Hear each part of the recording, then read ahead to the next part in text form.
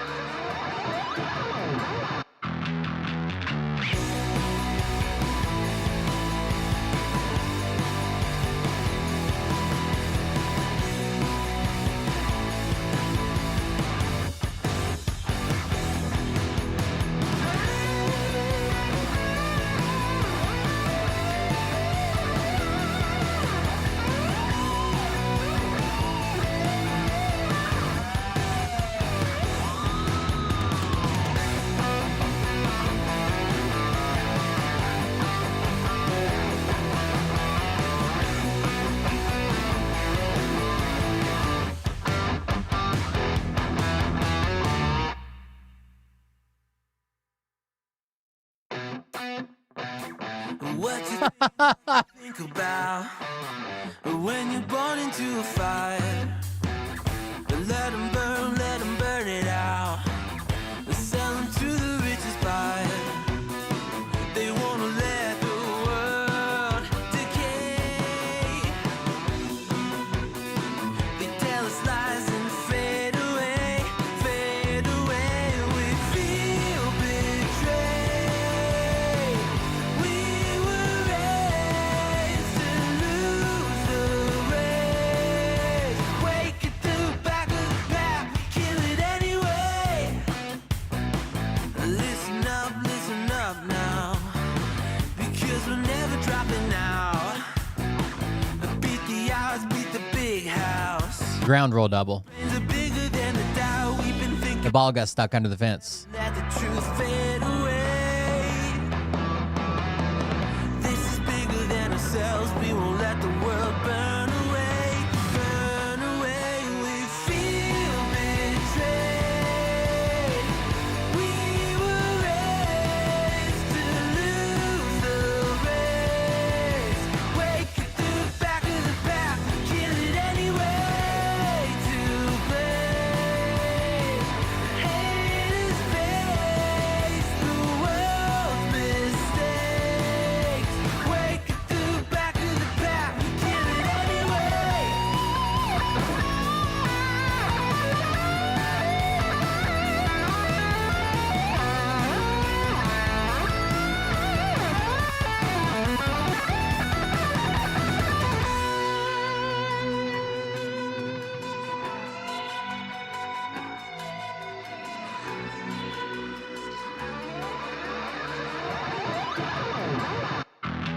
And we feel betrayed.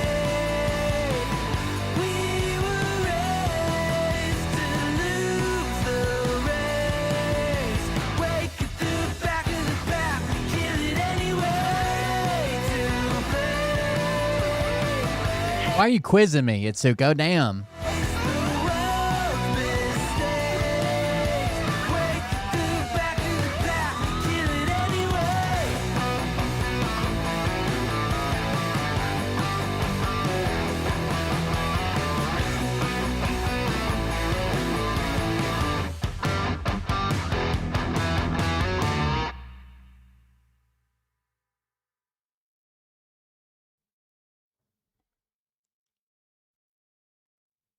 All right, here we go. Itsuko, stop fucking quizzing me over here. Hey daddies, it's me, the Linda Binda from TikTok. I wanted to make this video because I wanted to thank you for watching Cold Beer Confessionals with Will Bird. I think that's just incredible. I've watched a few episodes and I'm just like very intrigued. But you know what I'm most intrigued in is Big Daddy's meat stick. I heard that it's very thick, like a good old German sausage. You know, Linda and her coochie loves that. Oh, never mind. Let's not go there. Anyways, I hope you have a good show and enjoy it as you can. There's a lot of weird things that go on, especially when it comes from the realm of Linda Bindaland. So, enjoy the show. Thanks for watching. Peace out. Oh, my chat thing isn't working. Hold on. Welcome, everybody. I'm Will Bird. This is Cold Beer Confessional. Thank you for joining us. What's that? Oh, there it goes. Okay, there it goes. Well, that may be delayed. No, that's right. Dr. J just said hi again for some reason. Anyways, thank you guys for joining us. Thank you for being here. I'm not. You are. Just kept asking me questions. It was annoying. Okay. Anyways, thank you guys for joining us. I'm Will Bird. This is Cold Beer Confessional. What's happening? Sunday, didn't get a lot done today, but yeah, just didn't do a whole lot. I got Mariah's car fixed yesterday. It's got some type of weird load on the battery, so hopefully that doesn't come back. It's been like slowly draining the battery when it's parked for a while. And that was the big argument we got over, and she didn't even know what year her car was while she was trying to tell me how right she was. I think I got that taken care of, so we'll see. What are you guys doing? What's up? What's happening? I saw Trump. I saw Trump putting. Hold on.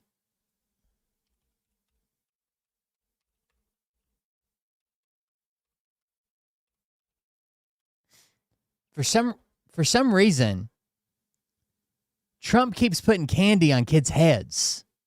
Like last year he did it to a minion. And then Melania is just like, she has no fucking idea what's going on. So she's like, I guess this is how it works. So she does it. And then this year he does what? Watch. All right, candy in the bag. Candy in the bag. Candy in the bag.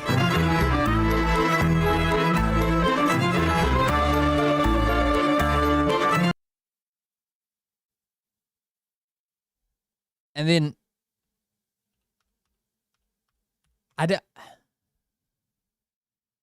does he think it's like an inside joke? Here's the one from last year, or last time he was in office, I guess. Yeah. Halloween is basically here. My favorite thing about the season is that briefly, all those hours of useless inner dialogue are replaced with a song that goes werewolf, bar mitzvah, spooky, scary.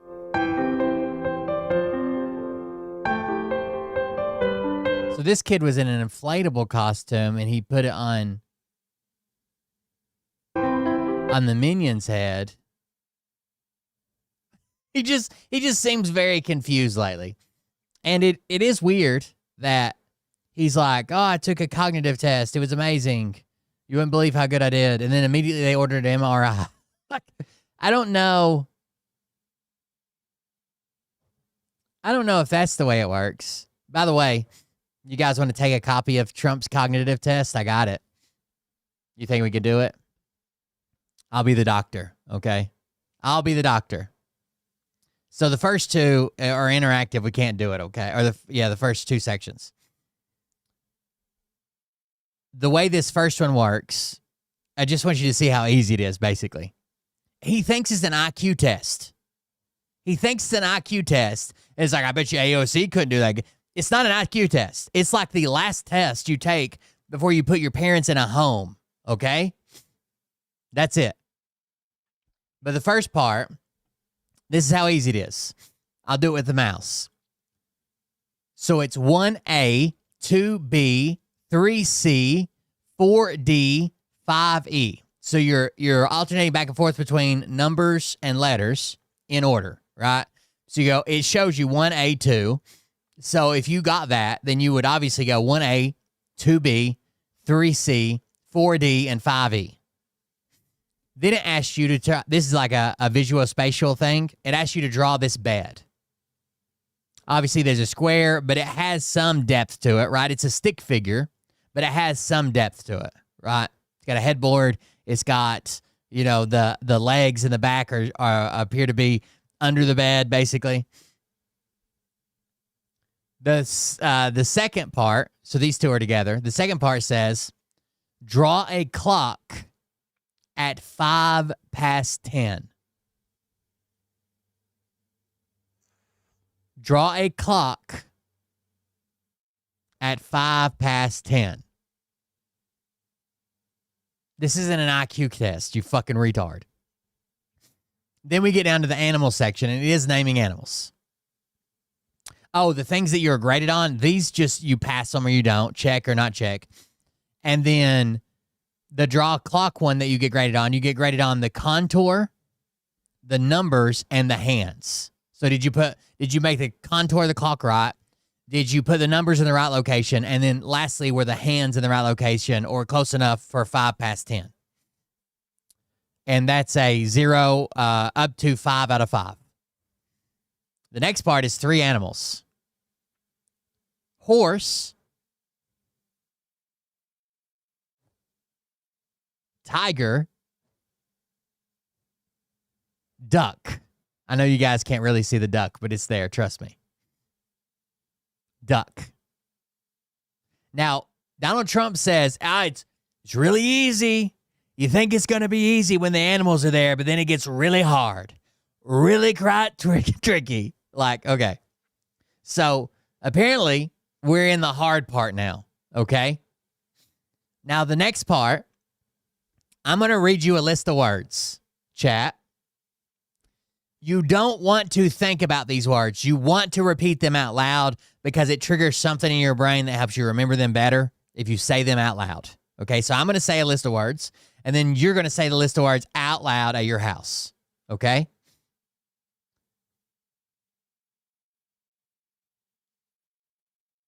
It triggers differently and helps you remember if you're focused on this and you're in like a calm environment and you're not listening to me bullshit. But you should be able to get a portion of these, if not all of them. Repeat these words. Leg, cotton, school, tomato, white. Leg, cotton, school, tomato, white.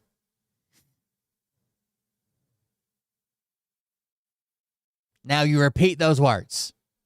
I just ask you to repeat them. You say leg, cotton, school, tomato, white. Boom, done. In 5 minutes, I'm going to come back and see how many of those you get. And depending on what you're thinking about, what's running through your head, maybe you have ADHD, whatever, maybe you're dyslexic, you might not get them all or in the right order. But the point is, can you remember any of them? Even if I have to give you one, like say, oh, well, you remember the first one was leg, but after that was cotton, right? Anyways, read the list of digits. Subject has to repeat them in forward order, okay? 24815. So you would say immediately, there's no time limit here, 24815. Boom. That one's a check. Subject to repeat. I want you to repeat this next list of numbers backwards. I want you to repeat this next list of numbers backwards to me. But there's only 3 numbers. 4, 2, 7. Can you make those backwards, chat?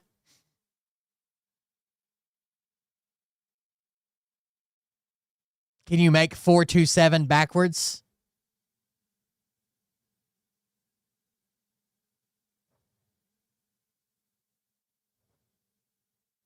It's pretty rough. Pretty tough stuff here, especially as soon as you finish this test, they're like, holy shit, we got to get an MRI. We got to get you in an MRI. Something spectacular is happening. Now back to the memory test. You guys remember the words? Leg, cotton, school, tomato, white. You remember those? Anyways, next, I'm going to start you with a number, and you're going to subtract 7 from it each time. It doesn't always have to be 7, but this one's specifically 7, okay? I'm going to start you with a number. You subtract 7 and give me, take 7 from that. Whatever your answer is, take 7 from that, 7 from that, 7 from that, okay? So if I start you at 60, you would tell me 53, 46, 39, 32, 25, right? 18. That's it.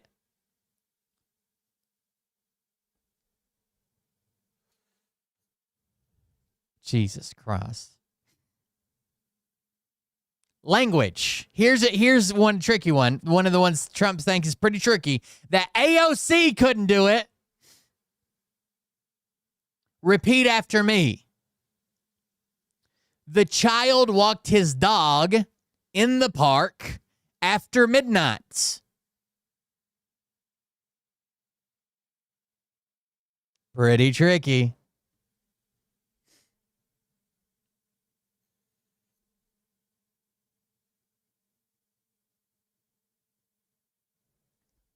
Repeat after me. The artist finished his painting at the right moment for the exhibition.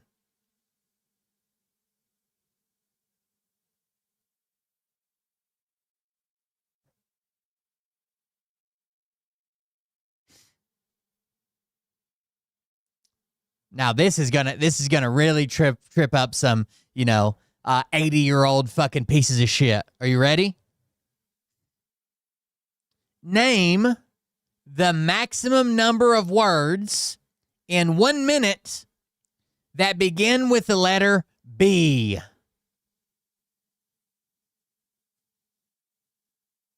You just got to get more than 10.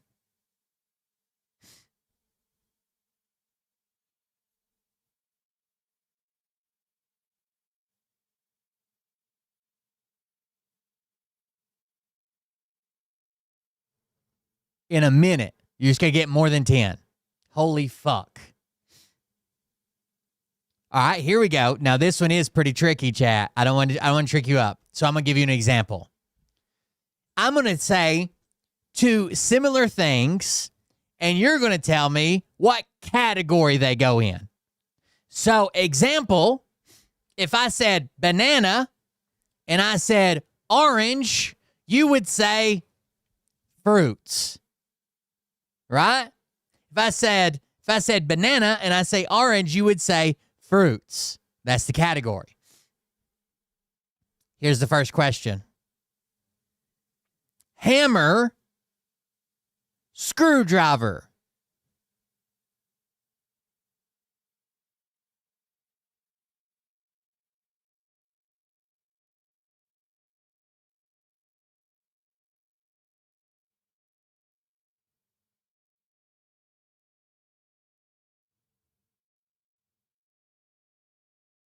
Looking for tools there, chat. Looking for tools. Next. Matches, lamp.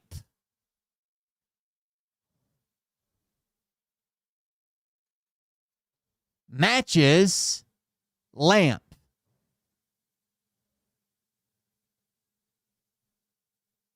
Things that give off light, right?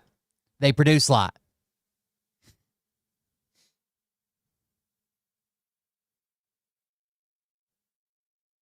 All right, so here's how we grade the delayed recall. Remember, leg cotton school, tomato, white, right?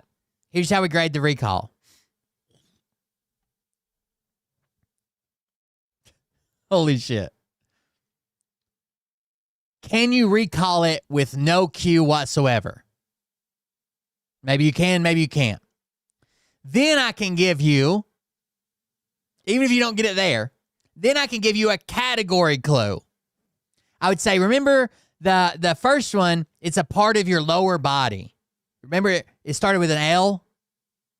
Oh, leg. And the second one is like a type of material that your shirt might be made out of. Or maybe you force black people on your plantation to pick. Oh, yeah, cotton, right? The place where we have the most mass shootings and children die in bunches.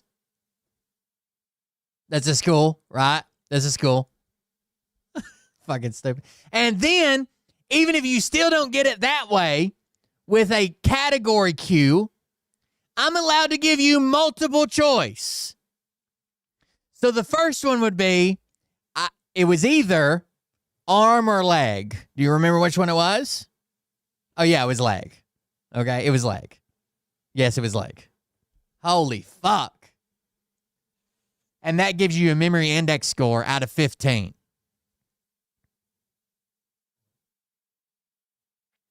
And then the very last question which Trump said they get harder the more you do, right? Trump said they get harder. The further you go down this, the harder it gets. The very last question is, what's today's date? You get the month, the year, the day. What place are you in? Like, what is this place that you're taking this test in? And what city is that in?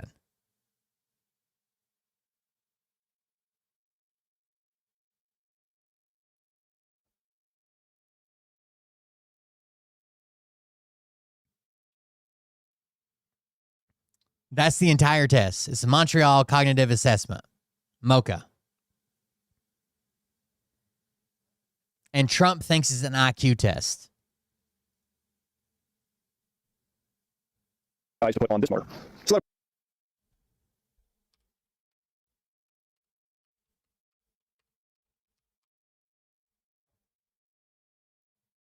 they have Jasmine Crockett, a low IQ person. They have AOC's low IQ. You give her an IQ test. Have her pass like the exams that I decided to take. They have Jasmine Crockett, a low IQ person. They have AOC's low IQ. You give her an IQ test. Have her pass like the exams that I decided to take, the cognitive tests. Let AOC go against Trump. Let Jasmine go against Trump. I don't think Jasmine, the first couple of questions are easy. A tiger, an elephant, a giraffe, you know.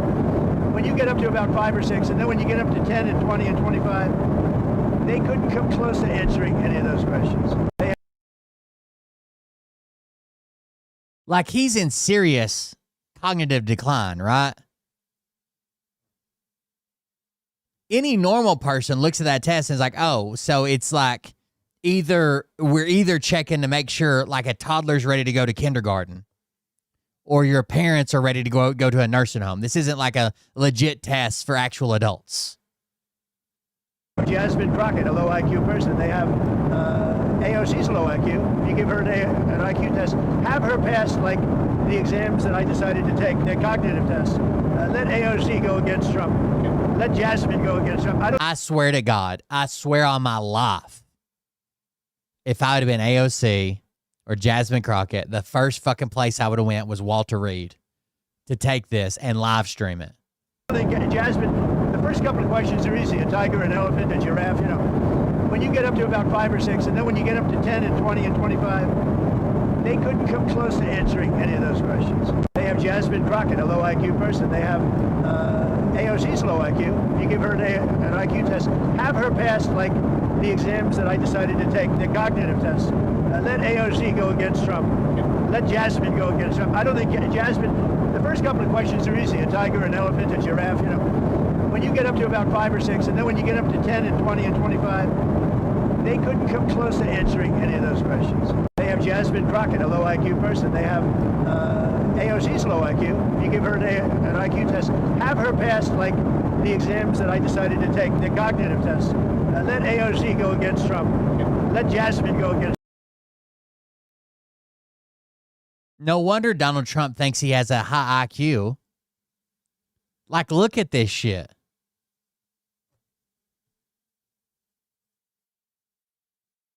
Can you put a name to this picture of this animal?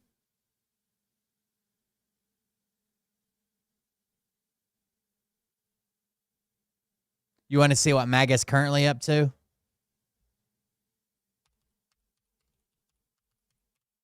Doxing a bunch of teachers and their family. Stephanie Jmal just resubscribed for 38 months. Thank you. Thank you very much for the resubscription. I appreciate it. These teachers are wearing a t-shirt. I'll play a video in a second. They're wearing a t-shirt from Vail School District. And it's basically got blood on one side and it says problem solved. Why is that funny? Because they're math teachers. And problem solved means like you solved a math problem or the teacher died so you don't have to solve the hard math problem, right? So it's like a play on words. Now, these shirts have been in for sale for years. And these teachers have worn them for at least the last 2 years. Okay? MAGA thinks they're celebrating Charlie Kirk. MAGA thinks the teachers are celebrating Charlie Kirk's death. Turning Point USA is condemning a Tucson school district after teachers wore shirts that seemed to mock the murder of Charlie Kirk. Here are the shirts worn by 8 teachers. Now, it just says problem solved and has like blood, right? And you can find these shirts on Amazon from like 5 fucking years ago. But it's like a play on words, right? It's math teachers. At Cienega High School.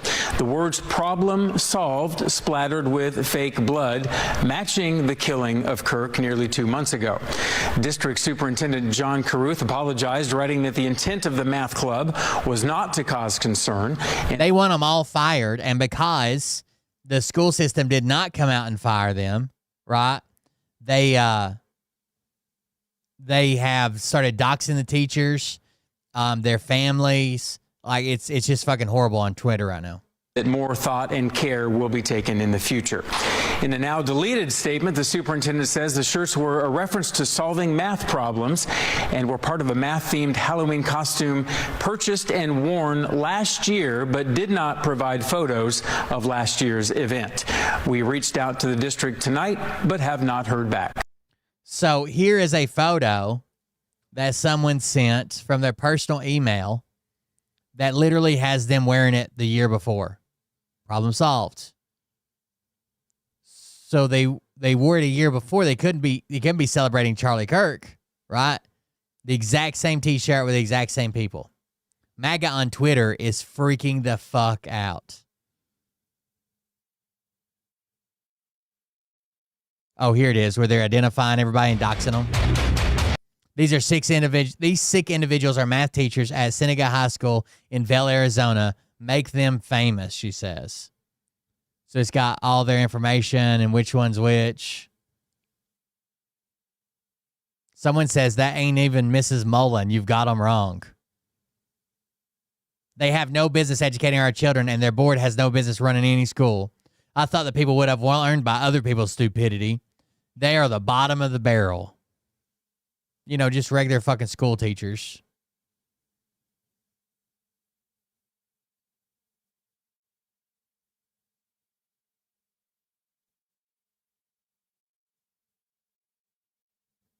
This one says, these teachers at Vail School District in Arizona thought it would be cool to mock unaliving of Charlie Kirk. By the way, this is the photo from last year. He's actually got the right last year photo. They just ain't ever going to learn. These are the ones responsible for teaching our children. Of a man in front of his children on a school campus and think it's okay to teach our kids. Of a man in front of his children on a school campus and think it's okay to. You know, this is extremely alarming because we're not just talking about one person. We're talking about a group of teachers, an entire math department that thought it was smart to wear costumes like this at school. This is deplorable. It's kind of funny. Like, it's funny that kids hate math, so they can either do the work or they can kill the math teacher and the problem solved. Like, without anybody having to explain. It's not fake blood. It's the shirt's just colored that way. What they've got going on there. Everybody immediately knew what they were representing. And this is the communication from the school. Of course, they're not going to do anything about the situation. They're not going to reprimand these teachers. All they're trying to do is chalk it up to a misunderstanding and confusion. Why wouldn't parents and students be concerned? Because you literally have a group of educators that are mocking the death of a political figure. They then go on to say that they're saddened that this situation has brought into question the character of the people involved, the people in the photo. I would be more concerned if nobody was questioning their character. Every single one of these people who participated in putting on this costume and taking this photo should be relieved of their duties immediately. In fact, you can go to, I don't know if it was a school or one of the, teachers. You can go to Instagram and find the exact picture, and it says 51 weeks ago. Like, obviously from the year before. Not a single one of them should be responsible for educating or caring for children. You know, this is extremely alarming because we're not just talking about one person. We're talking about a group of. By the way, that now they're saying, now that they've been proven wrong, if they'll even admit it, most of them are still standing by their lines like, that's bullshit. They didn't wear it last year. Someone made that up. It's not true. Blah, blah, whatever, right? The other ones are saying, well, there's still an issue. We have school shootings in this country and teachers are wearing blood-soaked T-shirts. So you don't want to do anything about the school shootings, and also now we can't wear costumes on Halloween?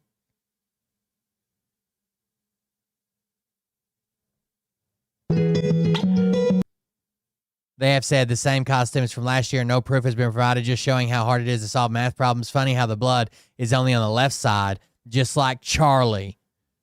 What would happen? What should happen to these teachers? Has confirmed the authenticity of this photo, and it shows the teachers wearing the now controversial faux blood-soaked problem-solved T-shirts during Halloween. Last year, they blurred faces of staff no longer with the district, not because of this incident. Superintendent says they had nothing to do with Charlie Kirk, as many have claimed, but is about math.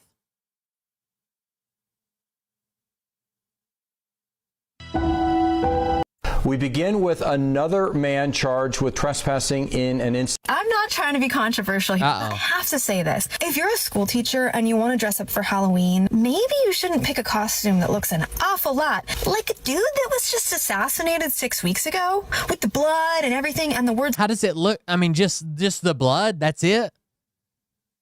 Problem solved? I know you say you wore this last year, but it didn't even cross your mind it might be in poor taste this year? Like, there's 8 of you and you didn't even think about it? The guy was from your state. He lived like 2 hours away from you, and you didn't even make the connection even when you were applying the fake wound to the exact same spot as him, wearing a very similar outfit. Like, that looked like it was on her cheek. Is that the exact same spot? Make the connection even when you were applying the fake wound to the exact. I don't even know if that's a wound. That looks like part of her lanyard, but she does have one on her cheek. Same spot as him, wearing a very similar outfit.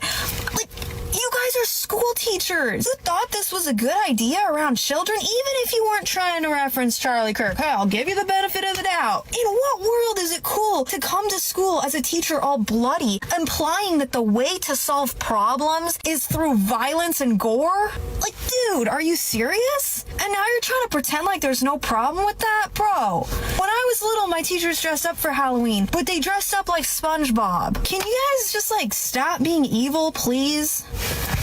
That's all I gotta say about that.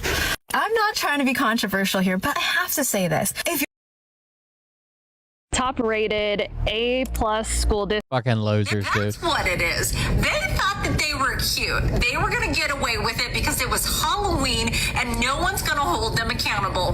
Wrong. Everybody saw through it. This is the math department at Vale School District. 8 adults who teaches math to teach our children how to critically think and solve problems can't put their heads together and say this was not a good idea. I call a load of bullshit. So now they're issuing an apology, and this is what their apology said. I highlighted the good part, so we'll read it together. It states, we apologize that the wearing of these shirts caused concern and were upsetting to some. That was absolutely not the intent of those who wore them. We are sorry, and the shirt will not be worn again. They'll lash anything to Charlie Kirk's fucking dead, cold, rotting corpse. This is a hard lesson for all of us that more thought and care need to be taken in these times. Please know that lesson has been learned.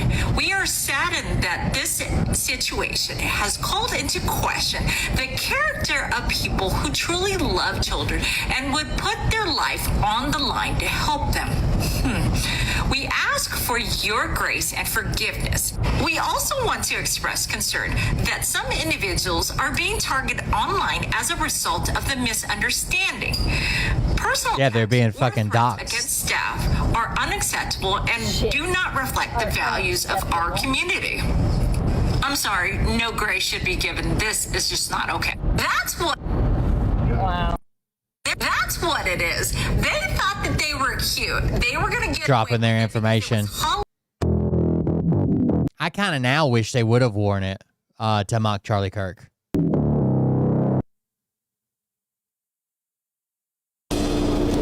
Yes. Oh, shit. I forgot. I've got something to show you. First of all, watch this. It's kind of funny. Karate.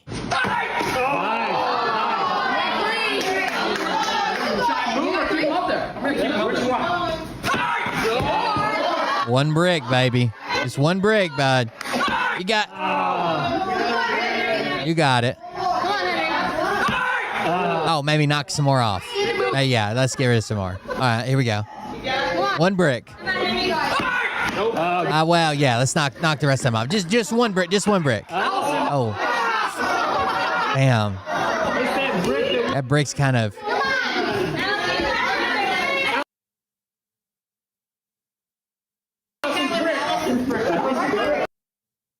The mods haven't limited anybody's ability to tag anybody. One brick. Get it. Oh, fuck. Fuck, this looks bad. Ah. Damn it, dude. You got it. Look at all the people recording. You got it. Oh, now we're going to do a punch. That's a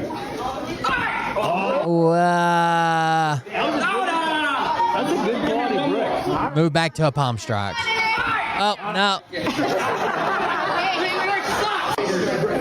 Oh, we're going to kick it. Oh.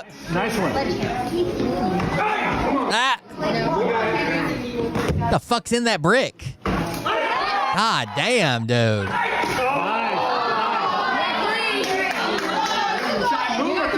That's kind of embarrassing. I remember when I was little, I always thought it was so weird. My cousin did like karate stuff. I did too a little bit when I was real little, but this was probably like when we were in middle school. And on the way there, we had to stop by on the way to his karate, like, I forget what they called it, but like a show, like where basically everybody showed off what they had learned in front of a crowd. We had to stop by the lumber yard and buy his own wood for him to break it. And in my head, I was like, the karate place, like all the wood they break all day long, because that's what I thought fucking karate places did. Like they don't have their own wood. Like you had to bring your own wood. Damn. Anyways, back to this. We didn't even cover this, okay? Because things are so fucking crazy. But a few weeks ago, maybe, a tractor and trailer crashed in Mississippi, hauling monkeys that were infected with like AIDS and COVID. Or hepatitis, and so it doesn't even seem like the real fucking world, okay?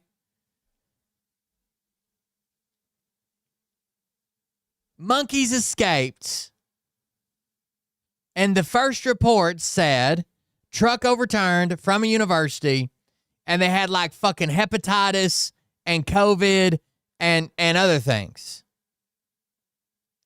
But then I'm starting to wonder, is that just like I've never hauled live research animals. So maybe there's some type of paperwork that you sign that says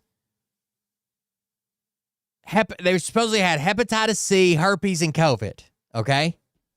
Maybe there's some type of paper that you give to like the truck driver that says, hey, be warned, they could be infected with these things. They could, maybe not. Because for days, all we heard on the news was that monkeys were on the loose and they had hepatitis C, herpes, and COVID over and over and over and over and over and over and over and over again. But then it comes out that no, they weren't infected with anything. They're rhesus monkeys. They were headed to a testing facility in Florida from Tulane University in New Orleans. Initial information from the sheriff's office said the monkeys were said to be carrying hepatitis C, herpes, and COVID. They were described as 40 pounds and aggressive to humans and required personal protective equipment to handle. Officials said the monkeys left the wreck site. They must be shot. If the monkeys left the wreck site, they must be shot. However, Tulane University disputed the information about the monkeys having any infectious diseases. Tulane University released the following statement. Non-human primates at the Tulane National Biomedical Research Center are provided to other research organizations to advance scientific discovery. The primates in question belong to another entity and are not infectious. We are actively collaborating with local authorities and will send a team of animal care experts to assist as needed. The sheriff's office initially said all the monkeys escaped the truck and all but one of them were shot. But in an updated post, authorities said 3 monkeys were still on the loose. As of Tuesday afternoon, Mississippi Wildlife and Fisheries also responded to this. So it turns out they don't have, like, why did we get a news like a fucking goddamn monkey Amber Alert that hepatitis, herpes, COVID monkeys were trying to eat our faces off from the interstate? And then we come back and they're like, nah, they don't have anything. Doesn't matter, because if you're a mom in Mississippi, you're trained for this. Remember how in Mississippi... This is a Mississippi mom Super Bowl right here.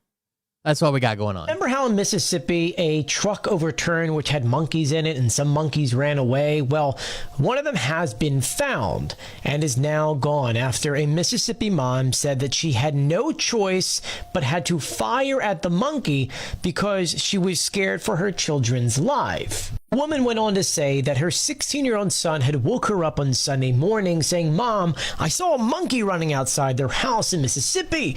She looked out and she saw that 60 feet away was one of the monkeys, and she remembered that there was a warning out there that monkeys could be diseased, so she grabbed her gun and fired. According to the Jasper County Sheriff's Office, the homeowner shot, took out the monkey, then called wildlife officials who then came and collected the monkey. This means that as of right now, there are still 3 monkeys on the loose. And now, the place that these belong to were the Tulane National Primate Research Center in Louisiana. They were being transferred. And originally, everyone said that there was diseases with them, but Tulane did say that no, they had not. I think what's happening with this disease and the reason the mix-up is you probably get a paperwork saying no, that these are research facilities and there's a chance that they've come into contact with blah blah blah blah blah.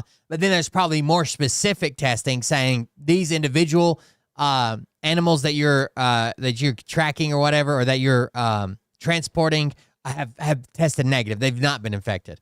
But there's probably a broad warning saying, hey, you're entering a research facility, you're hauling research animals, there's a chance that, you may come in contact with blah, blah, blah. Please take the appropriate steps or whatever. That's what I think. Exposed to any kind of infectious diseases. Question for you is, do you think it was right that this lady took out the monkey? Let me know in the comment section below what you would do, and I'll be sure to keep you updated, so please do share my videos and follow me for more. Remember how in Mississippi there you go, truck overturned which had monkeys in it and some monkeys ran away? Well, one of them has been found and is now gone after a Mississippi mom said that... I wanted to, there was somebody dressed up as, here. I'll see you in Valhalla, brother. Valhalla, brother. I have to watch. Valhalla. I'll see you in Valhalla, brother. Valhalla, brother. I have to watch. That's a good Halloween costume, dude. That's a good fucking Halloween costume. Lastly, to my friend Charlie Kirk. Rest now, brother. We have the watch, and I'll see you in Valhalla.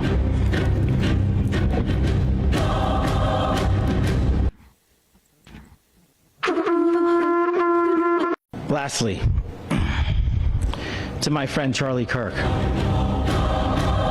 Rest now, brother. We have... I think they made more videos, huh?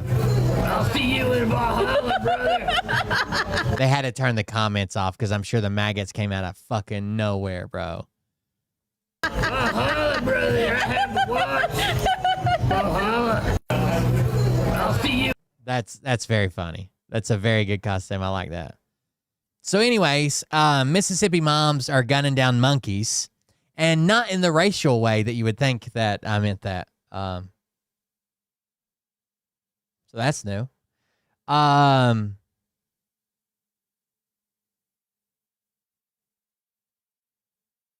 Remember how I freaked out about flock cameras and the tracking and your vehicles and your tag and the timestamps and who's in your car and any damage to your car, what color it is, how many passengers, how often you do this, and it makes basically a database of all your travel. And it can predict where you're going to be as well. Well, that's because of shit like this. We have cameras in that. The only reason this woman didn't get convicted for this crime is that she drives a Rivian that records all of her movement, and they had her driving past the scene, not stopping. We have cameras in that town, and you can't get a breath of fresh air in or out of that place without us knowing, correct? The cop says you cannot get a breath of fresh air in and out of our town without us knowing, because they have flock cameras. So Chrisanna Elser recently got a visit from Sergeant Jamie Milliman, who patrols the nearby town of Bomar, a tiny little place near Denver. And he said that he had this flock safety evidence that showed that she was right in the area where this $25 package had been stolen. But, spoiler, she was innocent. There was a theft of a package from A $25 Amazon package. Like I said, we have cameras everywhere in that town. You can't get a breath of fresh air in or out without us knowing. Right. You know the quality on the camera doorbell you have. Yep. I've got that on my phone right now of you taking that package. Where? It was a completely different blonde lady, by the way. I just told you. I don't know what it is. Okay, I have you on camera. Okay. You taking a package and walking away. Is there any reason why you would have done that? Nope. Flock, you may know, makes these surveillance camera systems. They're used by hundreds, by thousands of police agencies. They scan your license plate. They track where you were. They track when you were there. And cops love them because they can be really effective in tracking down suspects in crimes. Omar, I have you roughly 20 times this month. She doesn't even know what the because she never stops there, right? She does drive through there all the time, but it's such a small town that she never stops in. She's like, I don't even know where that is. Now, this officer said that he also had Ring doorbell video footage that he claimed put Miss Elser at the scene of the crime, but couldn't let her see it because she kept saying, well, she didn't. Because she was saying, I'm innocent, I didn't do this. He wouldn't show it to her. Said, well, if you're not going to cooperate, you can see it in court. Didn't do it. She wasn't there. You use summons that you'll be showing up in court in Jefferson County. Well, can I see this video? If you go to court, you can. If you're going to deny it, I'm not going to extend you any courtesy. If you're going to lie to me, I'm not going to extend you any courtesy. The officer insisted, though, that obviously her car was right in the area where the crime was committed, right at the same time. He said it was, quote, a lock. This is a shock to you. But I am telling you, this is a lock. 100%. A lock. 100%, no doubt. It's 100% you. I don't know what you want me to say. Doubt. Okay, so it's 100% doubt a lock. It's 100% no doubt a lock. So Chrisanna set out to prove her innocence, including through her Rivian truck's built-in cameras, which this is the only reason she wasn't in trouble. Clearly show that she drove right through Bomar, no stops, at the same time that the officer was talking about. She was actually going to her tailor. And weeks later, the police chief... It says, hi, this is from the chief of police. Hi, Anna. After reviewing the evidence you have provided, nicely done, by the way, we have voided the summons that was issued. We have double-checked with Jefferson County courts, and the case was not yet entered into the system. Therefore, there is no record on file. Thank you for getting back to us with the evidence you said you would be able to provide. Sincerely, Brett. That's the chief of police. No apology, no fuck off, no nothing. Read through her evidence. Thanks for doing our job. And dropped the charge. But she says there was no apology, no explanation, and Chrisanna's still unhappy that the police apparently used circumstantial evidence from this mass surveillance system to falsely accuse her of a pretty serious crime that could have messed with her career. So we learned to be constantly... Yeah, a lot of people, I don't have anything to hide, right? For the camera tracking. But I know that I've pissed people off enough at different times in my life that they would do something fucked up and be able to get me in trouble with this shit. Under surveillance, and we were thinking, that's good. If we're always under surveillance, we can always prove where we are. Well, lo and behold, here's a situation where we needed to prove where we were.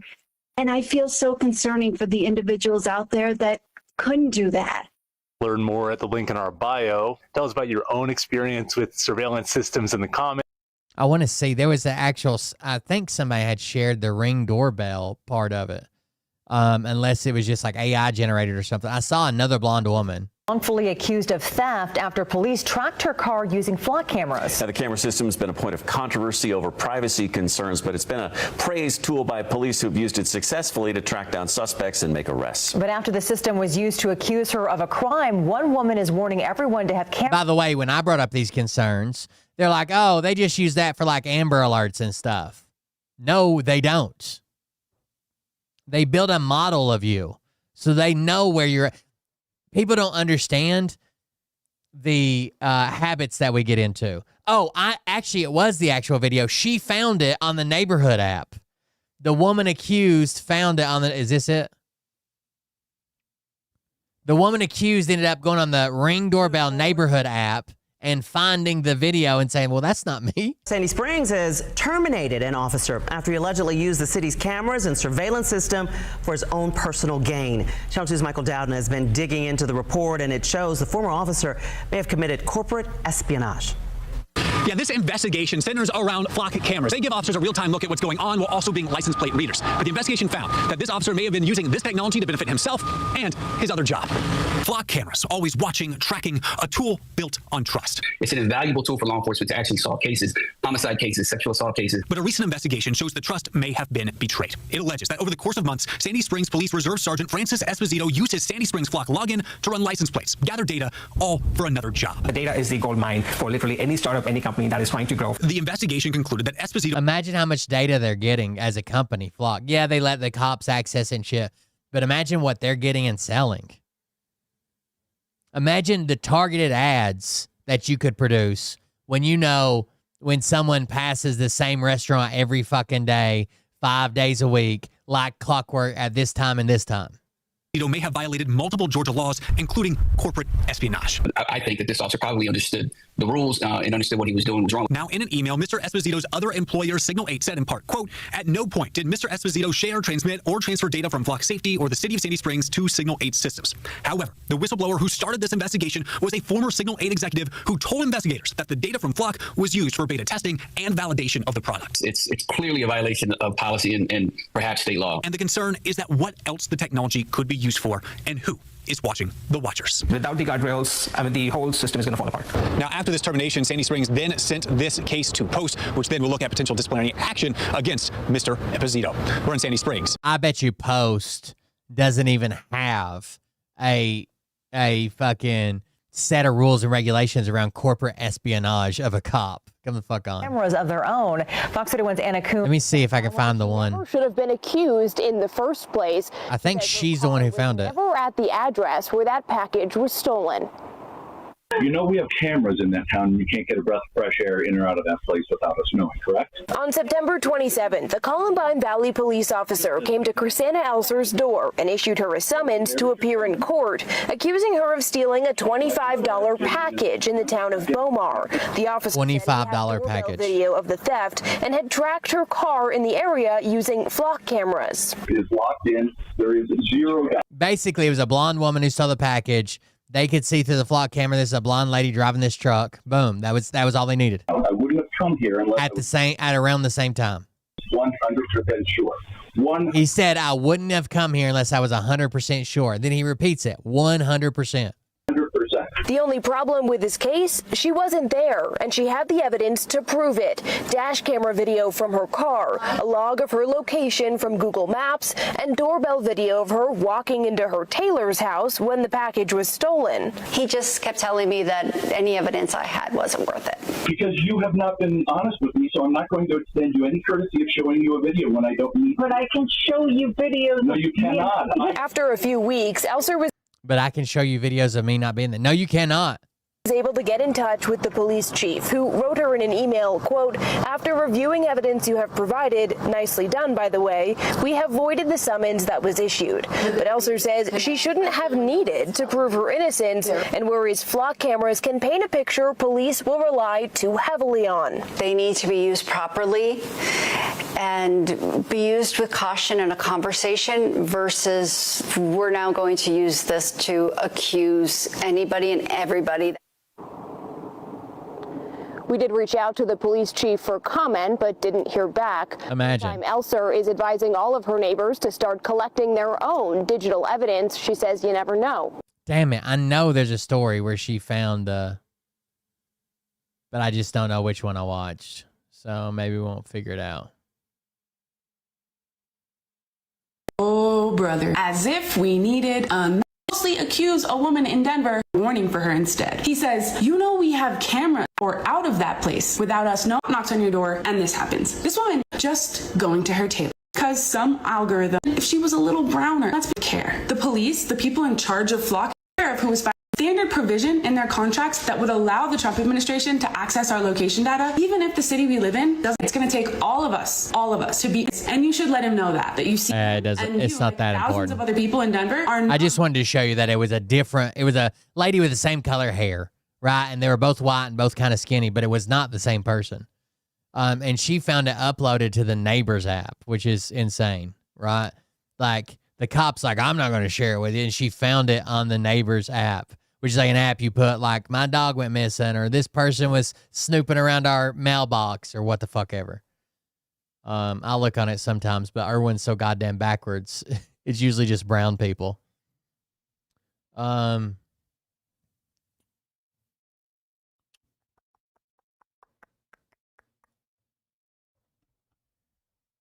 I fucking hate the poor. Crazy because a lot of them voted for you. And what the hell is a SNAP benefit? Just food money for low-income families so they don't die. And why can't people have those? Because your government is shut down and can't fund them. So maybe we should just let it happen. You'd rather let people die than end the shutdown. It's why we need to remove Philip. Who? Philip Buster. I heard he's in the way. You mean the 60-vote filibuster is one of the few things stopping you from being all-powerful. I hate it. I'm gonna order you to pay people's SNAP benefits. And I'll ignore that. Of course you will. The FBI stopped a terror attack in Michigan. A judge is saying there was no attack. Hey, I saw it with my own eyes. That could be the problem. God save us all. ICE need to be monitoring everyone at all times. Why would you monitor U.S. citizens? We need to know who is protecting the immigrants. So you can search them out like the Gestapo in World War II? No.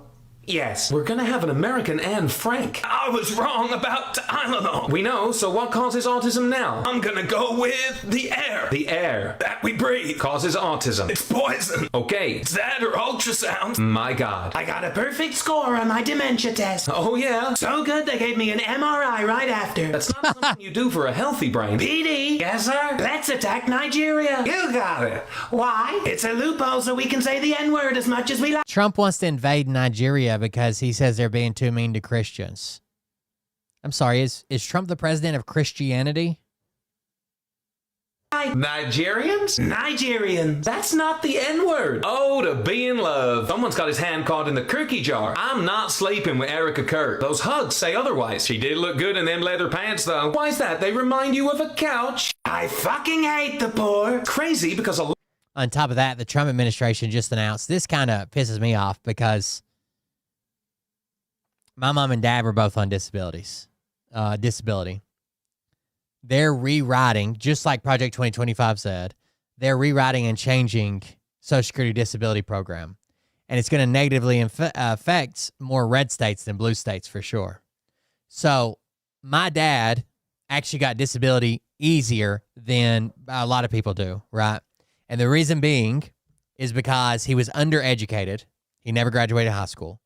And he had basically worked one job his entire life, which was driving trucks or being the boss of truck drivers, but it was around driving heavy duty trucks that you need a CDL for. And he lost his CDL license. So they basically looked at him as like, well, you don't have a decent education, you don't have a high school diploma or GED. You're losing your license to drive the truck, and you're old enough now, we don't expect you to go out and learn something new. The Trump administration is changing that, or they want to. Basically, what they want to do is give no age preference. So before, if you had worked hard all your life and you get up to like 50 years old or above, then you had a preference for getting Social Security disability. Because what 55-year-old is going to work one job their whole fucking life and then at 55 get laid off or have something happen to where they can't work that job and retrain into a new job? Right? We don't expect 55-year-olds to learn new tricks. learn to code or whatever, right? So that's one thing. The second is they now contend that even though you have injuries that keep you from working in your field, now you have access to technology and a non-physical job, so you need to change career paths, which is the same as when all the people just said learn to code, right? Oh, you're sorry that, your whatever got shut down, learn to code. Oh, you're sorry that this job moved to Mexico, learn to code. Now they're just saying, oh, well, yeah, like my dad, they'd say, yeah, you can't have a license, you're diabetic, you can't do this, you've never graduated high school, but why don't you become a technical advisor on an online workplace?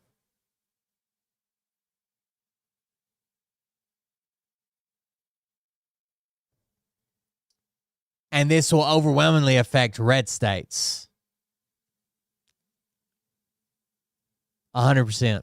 It's never been easy to qualify for Social Security disability benefits. Christopher Tincture knows that firsthand. Tincture began his working life in a coal mine in Afflex, Kentucky. As a teenager in the 1980s, as mines across the region shuttered, he turned to scraping grills at Hardee's, then cleaning office buildings at night, then stocking shelves and changing tires at Walmart in Arkansas. Later, he was hired by a nearby town's wastewater department. Often, he had to wade into sewage to fix equipment and clean out feces, needles, and tampons entering the treatment facility. In 2017, some of that liquid got into his work boots, which didn't fit properly and caused blisters to form.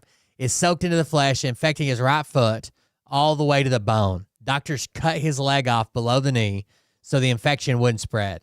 Tincture was now a manual laborer on one leg, but he was denied disability benefits by the Social Security Administration the following year. On average, 65% of applicants are rejected, though some successfully appeal. In Tincture's case, it was partially because he was 48, and the agency's rules give priority to disabled workers 50 or above, who are officially deemed to be nearing advanced age and therefore less able to switch careers or develop new skills, which is true. Tincture got a prosthetic leg and went back to work, this time for a medical supplies delivery company. He did this for 7 years, frequently in pain, he said. His other leg was almost always in a cast due to further infected blisters and diabetic nerve damage, and his eyesight was rapidly deteriorating. This February, he applied for disability again. He was desperate. He was in a wheelchair. He'd had to move in with his son's family in Cabot, Arkansas, because he couldn't pay the rent on his trailer, and there just weren't other less physically demanding jobs available locally for someone with his experience.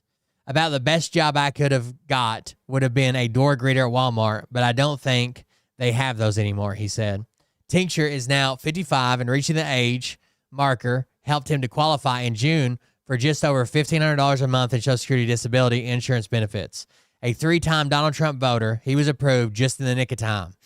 That's because the Trump administration is rewidening the disability eligibility rules, ostensibly to modernize the program in ways that will make it even harder for aging blue-collar workers like Tincture to get benefits. Hundreds of thousands just like him would become ineligible for aid. These changes would fall disproportionately on some of Trump's most loyal supporters in red states. Most affected would be 50 to 60-year-olds without a high school or college degree who have, for decades, toiled in physical, grueling jobs, including coal mining, logging, and factory and construction work. The 5 states where the highest proportions of people rely on these benefits are West Virginia, Arkansas, Kentucky, Mississippi, and Alabama. Unlike New York, California, and a few others, these states do not have their own disability insurance programs for workers to turn to amid federal cuts. So literally, older blue-collar workers in states that don't have their own state, it's red states. States with high percentages of people receiving disability benefits, many of them are Trump voters, will feel the sting if future eligibility is tightened. The Trump administration does not think that simply being 50 years old is a disability, said a senior. It's not. You can't just be 50 years old and get disability. But you get the benefit of the doubts for retraining or finding a new career path or whatever when you're 50 or older, said a senior administration official who would speak only on a condition of anonymity. In the 1970s, when the current rules were written, the official said many more jobs involved manual labor. But in the internet age, that isn't true anymore. Workers in their 50s with physical injuries are thus receiving disability benefits when they don't need to be, given that they could get more sedentary job in the modern economy. Learn to code. The administration has also justified cuts like these on fiscal grounds. The federal budget deficit is massive. The Social Security retirement system could become insolvent in less than a decade, and savings need to be found. But the disability program is paid for via payroll taxes by its own trust fund, separate from the one for the retirement program. So the reductions in disability payments would not just help the retirement system stay afloat. Indeed, cutting eligibility for disability could result in more disabled workers claiming retirement benefits early, experts know, which would only increase pressure on the retirement system. Meanwhile, the money in the disability fund, which is projected to remain solvent through at least the end of this century, would just sit there unused. The Trump administration's upcoming proposed regulation would make two hugely consequential changes to the Social Security Administration's disability system, according to 4 SSA officials with knowledge of the plans. First, it would modernize the job listings that Social Security disability adjudicators and judges use to decide if there's work available in the U.S. economy that a manual laborer could do despite physical impairments, like a low-skilled desk job at a computer or driving for Uber or DoorDash. Second, the new rule would almost entirely remove age as a criterion. In most instances, making 50-plus-year-old like Tincture no more eligible for assistance than a 20-year-old. Under the current system, eligibility benefits ticks up at age 50, 55, and 60 as workers become more medically vulnerable and less adaptable. Disability adjudicators use a series of grids that consider an applicant's age, work experience, and education level to determine whether they may have skills to do another less strenuous job. The adjudicators make a yes or no decision on eligibility. Each person who qualifies then receives a set amount based on their lifetime earnings. Once the person starts receiving Social Security retirement benefits, they no longer receive disability payments. The regulation that would undo this framework is slated to be formally proposed by December, according to a federal bulletin. Although that deadline could push into next year, multiple officials said the draft, which is based in large part on a plan that the first Trump administration tried to enact in 2020 before running out of time, still needs to be reviewed and edited by the White House's Office of Management and Budget. After that, it will undergo a standard process of allowing the public to submit concerns and objections. But in its current form, the regulation would slash at least 830,000 people's eligibility for disability benefits, according to an initial estimate from the Urban Institute, an economic policy think tank. As many as 1.5 million could lose eligibility over the next decade, including the widows and children of workers. Disability attorneys and experts familiar with who most relies on the program contend that numbers could be considerably higher. Separately, the Trump administration is preparing a proposed regulation that would eliminate or sharply cut the supplemental security income benefits for roughly 400,000 extremely poor and disabled people. This second regulation would reduce support for adults and children with severe disabilities who are living in low-income households, as well as elderly people living with their adult children on tight budgets. They just hate people, dude. They want to break things, privatize it, and give money to their friends, and they hate everybody else. It's wild, dude. My dad probably wouldn't have got it under these new... It's insane. Fucking insane.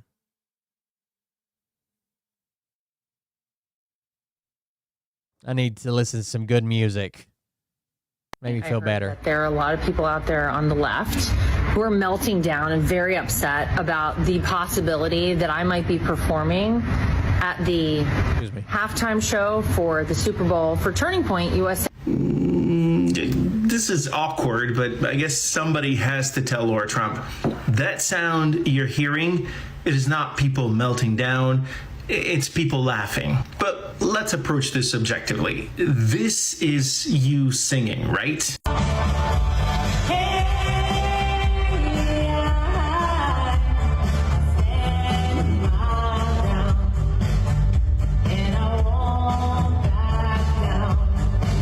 Nope, Nope, I was right. That is definitely the sound of people laughing. Laura, if that is how you sing, I for sure would prefer listening to Bad Bunny sing at the halftime show. In fact, I think I'd prefer to listen to an actual bunny being eaten by a coyote than listen to you sing. I heard that there are a lot of people out there on the left who are melting down and very upset. For Turning Point USA. This is awkward, but I guess it's pretty good, I think. Somebody has to tell Laura Trump, that sound you're hearing, it is not people melting down.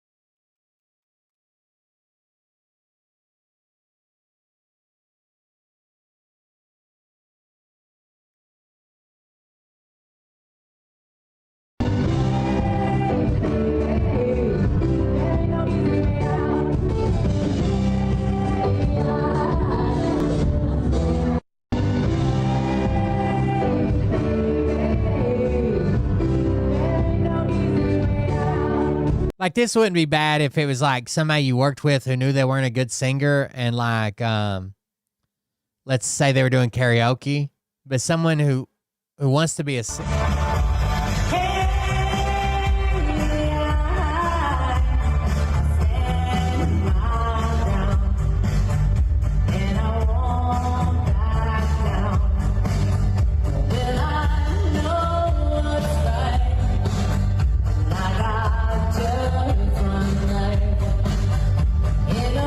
You know who is a decent singer? Is Crazy Eyes Cash, his girlfriend.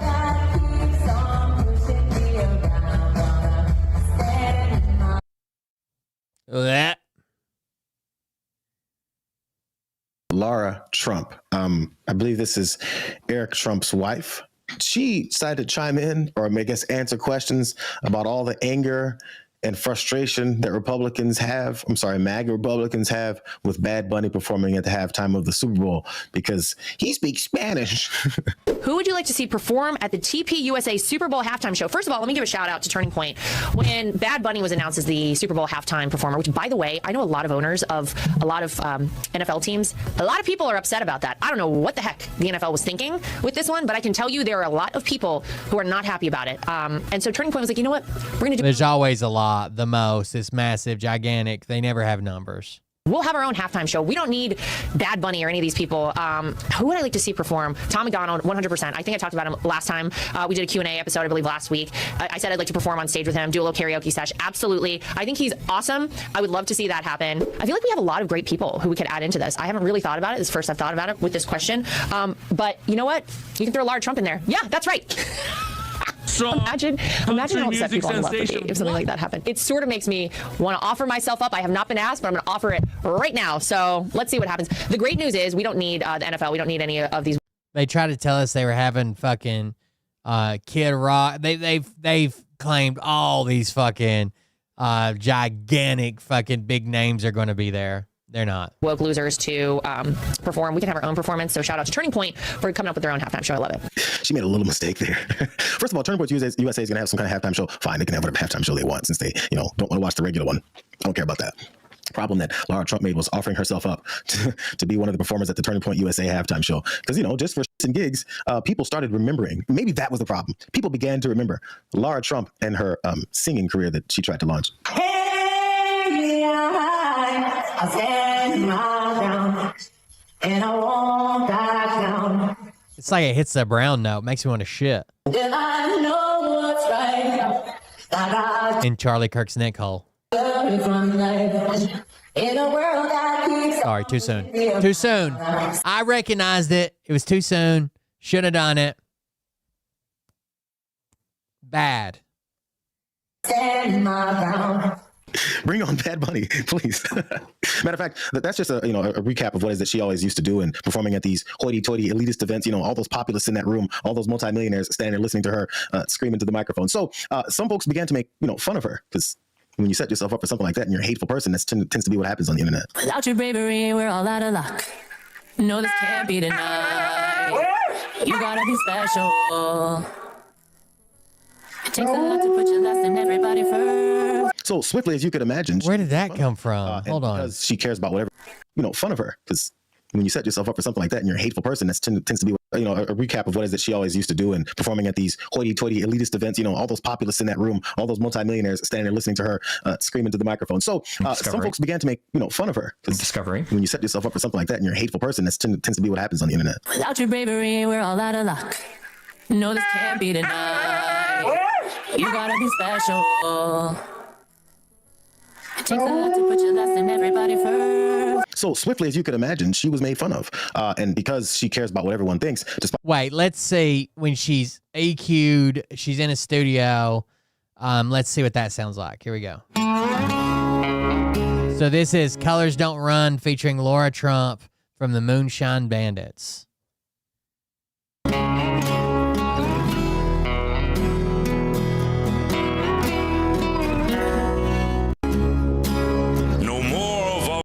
Thanks, I hate it. For my family, then there's gonna be hell to pay. If you're gonna come for my family, there's gonna be hell to pay. Guns and faith, guns and faith, and no more brown people. day they wanna come into our homes and take our guns and faith away. Oh, they're insane. Keep pushing their lies on us every Little Dave. day. If you come for my family, then there's gonna be hell to pay. These colors don't run, and neither do I. We come from a long... A good person in the studio can make anybody sound pretty good. I was just curious of what she sounded like and something that was actually produced. Of fighting this fight. This flag's gonna fly when it's all said and done. These colors don't run. No, these colors don't run.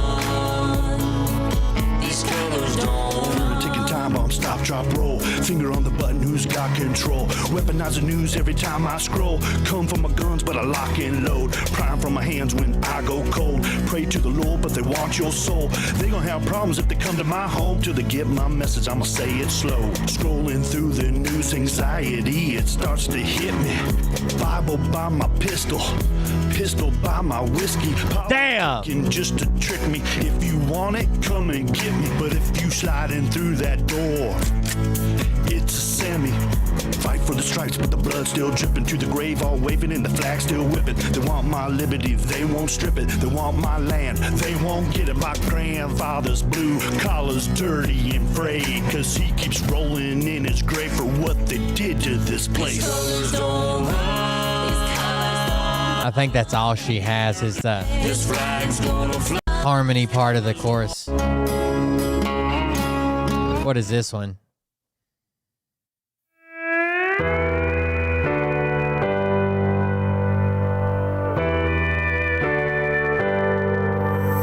Well, I won't back down. No, I won't back down. You can stand me up at the gates of hell, but I won't back down. Is this a joke? No, I'll stand my ground. Won't be turned around. Is this a joke? And I won't back down. Stand me up at the gates of hell, but I won't. She sounds like the secretary from Monsters, Inc. And I'll keep this world from dragging me down. Gonna stand my ground.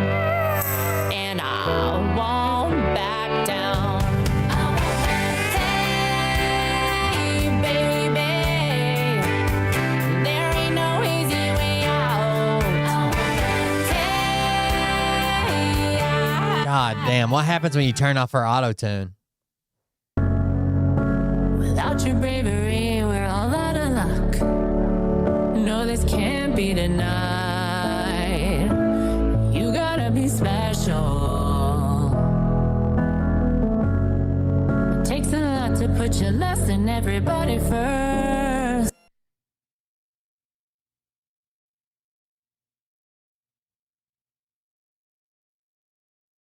The Mar-a-Lago makeover? Worse every day. Today we're talking Mar-a-Lago makeovers. I'm sure you've heard of it. If you haven't, I'm sure you've seen it.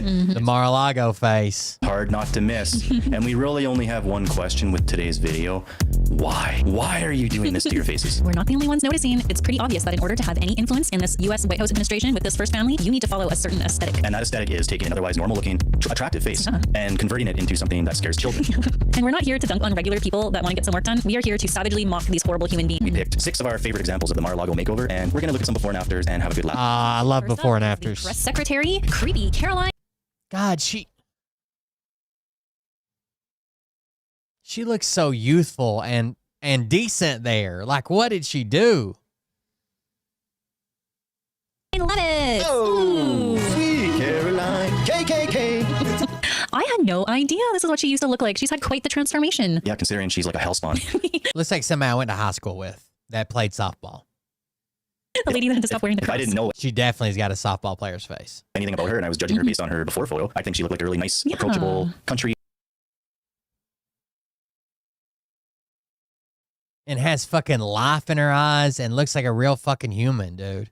girl. But now I understand her like fear of black people. It's making sense now. Really? How so? Because she looks like a country bumpkin. Oh, that's right. Yeah, she grew up obviously where there were no black people. I get that. Yeah. So what did she look like once she became like approved and in the Trump orbit? This is what it takes. Are we ready? Let's do the big reveal. We've got a little sound effect queued up here. Let's do it.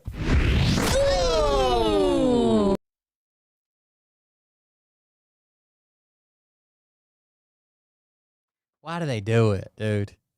Yeah, I mean, I don't know. I don't know if she's out here scissoring, but she definitely drives a Subaru. I'd say that. That's quite the transformation. Those lips are seriously creeping She's me got out. the whole Michael Jackson Yes, nose. she does. You can see right in. Mhm. You can see into her nostrils now. That's a nose job that looks like it's going to collapse in a few years. See, her nose before was much better. Yeah, there's nothing wrong with her nose. No, it was a nice nose. When I'm talking to you, I don't want to be able to see into your skull. Exactly. Especially your press secretary. You're like up here behind a podium. All of those journalists down there looking up at her, probably just looking up her nose, seeing all her boogers. You know when you're talking to somebody and you can see in their nostrils, Yeah, it's and sometimes they have disturbing. there's like a little like snot Ew. or like a little flake of something, and you're sitting there listening to them, and you just so badly want to be like, could you go bite your nose or something, please? Trump is so tickled. Clearly, Caroline is like his favorite pet right now. You have to hear what he said a little while ago about her. It's that face. It's that brain. It's those lips. The way they move. They move like she's a machine gun. Like a machine gun. Rat-a-tat. Rat-a-tat. What the fuck is wrong with this dude? She's become a star. You know this. I don't have to tell you. It's that face. That brain. It's those lips. The way they move. Like a machine gun. Rat-a-tat-tat.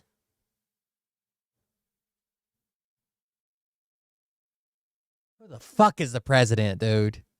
This is insane. Like the first time, it was kind of funny.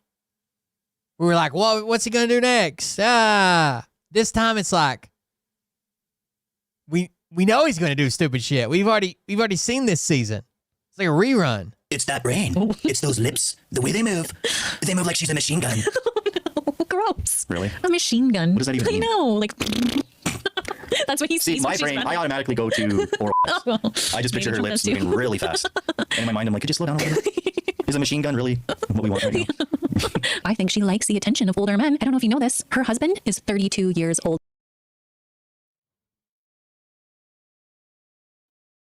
And was the largest donor to her campaign. That's how they met. Than her. I don't know much about him. Mhm. All I know is apparently he is a multimillionaire and he funded her run for Congress Oh, okay, I know that. years ago. Mhm. She's so driven Mhm. that she was willing to sell her soul for her career. Because let me say this, I don't think when you're a young woman in your mid-20s, you're not marrying a guy who's 32 years older than you for love. No, I don't think so. It really just speaks to the character of who she is. She wants a little rich daddy to take care of her and make her debts go away. She's got 2 daddies now. Daddy Trump. Wonder what her. You see the way she daddy looks at thinks. Trump? Yes. Every time he's talking, she's standing beside him just looking at him. And she's going to be doing these. By the way, I think the more she lies, the bigger her cross gets. All right, who is the next piece of shit on the wall of shame? It is Donald Trump's 42-year-old daughter-in-law, Lara Trump. Oh, damn it. Actually, Yeah, why are we saying ew? She's actually quite pretty. That's a very nice photo of her. Like, remember, she's married to Eric Trump. Like, she is way out of his league in looks before. God, they got the Kirk gums. Your gums. Yeah, I already kind of smile like Eric. It's like his teeth went south for winter. I'm Eric. Hey guys, if you like our content, consider hitting that like, subscribe, and notification bell. It really helps us grow our channel. Thank you. She's Lara. Yeah, so let's see. Oh, I should also mention, Lara is the same age as me. She is only 42 years old. She's 42. She used to be attractive. Are we ready? Yep, Cue up the reveal sound effect. Ooh.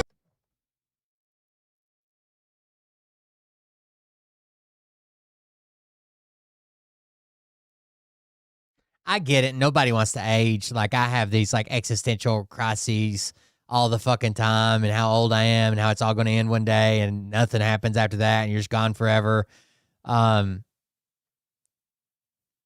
Just age with grace. Don't do this. Just age. No one's going to accidentally be like, I thought you were 22 when you're 50. It's just not going to happen. Oh, what the hell is happening there? See, looking at her now, I would assume she's older than me, trying to look younger than me. Okay, as a guy, looking at women, judging them based on the way they look, because that's what we do. If I didn't know her and I saw that photo of her current appearance, I would think she was maybe 56, 57 years old. I would too. Yeah. We all know Michael Cohen. Michael Cohen went to jail, Trump's former lawyer. I love Michael. You know, kidding. I love his like New York accent. Yeah, it's hard not to like that. But according to him, Trump used to mock Laura's looks. Donald Trump at one point didn't approve of Laura for Eric and was trying to set him up with somebody else at the Trump organization because he thought Eric could do better. Oh yeah, Eric. Hey Dad, this is Laura. Is she good enough for me? You could do better. Yeah. Okay. And again, according to Michael Cohen, He saw Lara on television saying these wonderful statements. There were these amazing, wonderful statements being made, and I said, "Who's that?" And someone had to tell him, "That's your daughter-in-law." All right, and he goes, "Oh my God!" And that then became a love fest. It's fucking insane to me that in this Trump family dynamic, they have such unrealistic expectations of women that naturally attractive women have to completely fuck their He didn't recognize his son's wife. asses up in order to feel like they fit in. Yeah. She looks to me like she'd be like a really cool grade 5 teacher. Oh, totally. That's probably what she should have done with her life. And instead, she got herself tangled up with Eric Trump. Tangled up. Okay, well, there's a couple things I need to show you about her. For the very first time in U.S. history, a sitting president's family member is hosting a TV show, and that is her show on Fox News called My View with Lara Trump. But I wanted to show it to you and see if you find anything weird about the way they have this framed. She looks, I can instantly see that she looks. Why is she a giant, dude? What the fuck?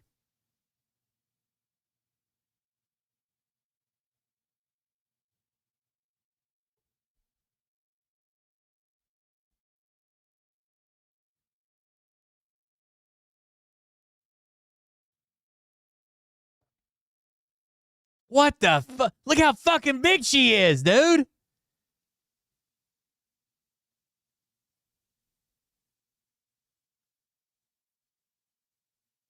Looks like a giant Yes! compared to him. Trump probably watched this after and he's like, why do I look tiny? Tiny Taco Trump. Fire that camera guy. He's doing the steeple. Yes, that's The steeple. I've I learned that just recently. reading about that too. Yeah, it's only very distinguished people sit with their hands in the steeple. Maybe she's being like given too much confidence with this makeover and this acceptance she has now in this first family. She is trying to launch a music career, and there's lots of footage flying around of her like God. performing live. Don't do it. I needed to show you this version on The world is trying to like bring her down, but she's on a horse with, correct me if I'm wrong, is that horse not wearing time? What are you backing down Yeah, from? you've got it made. All right, next on our wall of shame, we have Christy Nome. Whoa. Everyone's This one's so bad. puppy killer. Oh, yeah. And she is 52 years old, former governor of South Dakota. Look at what she had to do to herself in order to get the Secretary of Homeland Security job. Okay, Mar-a-Lago makeover reveal. Here we go. Oh, sick.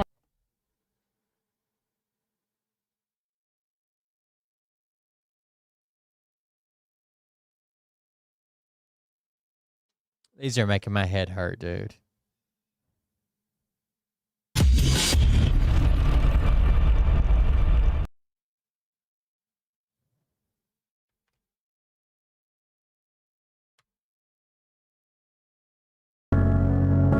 Without your bravery, we're all out of luck. No, this can't be denied. You gotta be special. Please wait while I find the link I was looking for.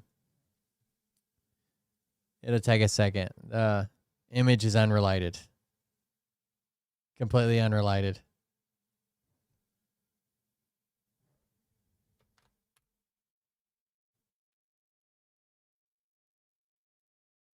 What a faggot. Whoa! Coming in hot. See you in Valhalla, brother. Absolute holy shit level of faggot have we just what? Stop it. Total abundant faggotry happening right here. I mean, Jesus Christ, dude. Jews and the genocide that just took place. There is a genocide on morale in America from this fucking faggot, Cash Patel. I cannot believe that we have somebody who is a holy shit, dude. How many times are you gonna say it? in the history of powerful and corrupt agencies in the United States of America, maybe the NSA or the CIA aside. This is InfoWars. I didn't know they were like that. God damn. Maybe one of those other 3 letters pizza who is like such a faggot that he would come God damn, dude. Chill. Partner in life, a country music sensation. Name one song she's ever written or sang other than the national anthem. Name one song from this country music sensation. What a total, utter, humongous, giant. She can sing. I will say that. He's about to drop it again. I'm pretty sure. I'm not trying to get banned here. He is the faggot of all faggots. Whoa! I can't believe Suko linked this for me to share it on the show. What the fuck is wrong with you? He is King Faggot. There is a scandal to Cash Patel in the realm of competing for faggot status. Jesus Christ, dude. The old version of Milo and Yiannopoulos bows down and worships to him. All the faggots that have ever been faggots are being love and adore Cash Patel. Let me ask you something, Cash, you fag. Being investigated under a Type 3 assessment since December 2013. You're the FBI director now. Why is it? Huh? Why is it that nobody can get hold of you, Cash? So available, so accessible before you became the director of the FBI. Then as soon as you get put into power, the first thing you said is, I'm going to protect these good cops. I'm going to protect these other FBI directors. What a horrible piece of shit. Fucking throw it out there that many times. They're so good. Nobody should be shaming these guys. No. The FBI should totally be shamed. You've been violating our rights. Like, by the way, have you seen all the retarded right-wing people now that he mentioned Milo? Have you seen all the retarded people on the right? It's like, hey, you guys must have forgot. You messed up now. You took out Charlie Kirk. He was the nice one. But now we're coming with Milo. You must have forgot who he was. No one's scared of Milo except for 13-year-old boys. Did you forget who he was? Did you forget while he left? The left didn't even cancel him. The right did. Because he was talking about 12 and 13-year-old boys having beneficial sexual relationships with 20 and 30-year-old men and how it formed them and shaped them into the adult they would become, and there was nothing wrong with it. That's why he got canceled. That's why he got fired at Breitbart. That's why they dropped his book deal. That's why he was a pariah. That's why he's gone. You all forgot who Milo is. Bill Cosby violates a sleeping underage girl. America's been asleep, you've been anxiously waiting, and you've been putting your fingers in our ass and shit while we're asleep. That's what the FBI has been doing to the American people for decades. Decades. And the first thing you say when you get put into office as a director of the FBI is, I'm going to protect these good cops. I'm going to stick up for these good cops, and I'm going to let these brave, heroic Americans do what they do best, which is spy on InfoWars without a warrant for no reason whatsoever under a human intelligence gathering operation for the sake of trying to find dirt. So it can be leveraged to get people in a civil suit to bring down freedom of speech and freedom of the press? I'm sorry. There's basically a split right now in MAGA, and they're saying, like, one, we go with, like, regular crazy conservative beliefs but hide our racism, or you go with Tucker Carlson, Nick Fuentes. Nick Fuentes on Tucker Carlson was just like, yeah, I like Hitler. He was a pretty decent guy. All right, Cass, but I fucking hate you, dude. I hate you. I don't want anything bad to happen to you. I just want you out. I want you and Alexis to be country star sensations. You know, can you imagine that? Be the best thing since Robert Plant and Alison Krauss came together and made an album. Cash Patel and Alexis. Cash and Alexis. Just singing your country duets. I want to hear you and Alexis singing Wagon Wheel more than I want to see you on a private jet for any other reason. More than I want to see you going to the CCP. I want to hear you singing Wagon Wheel, Cash. Sing me Wagon Wheel. I'll support you if I hear you sing me Wagon Wheel. I want you to go down Broadway in Nashville, Tennessee with that country star sensation of yours from Belmont University. And I want you to sing Wagon Wheel right now because that's what you were made for, Cash. You were made for Wagon Wheel. And by the way, folks, Ultra Methylene Red, which is probably going to sell out tonight, was made for you. So please go to theAlexJonesStore.com right now and be the reason Alex Jones will always be on the air. Get the Ultra Methylene Red, which is incredible for Damn. That was pretty intense there, huh? That was pretty fucking intense.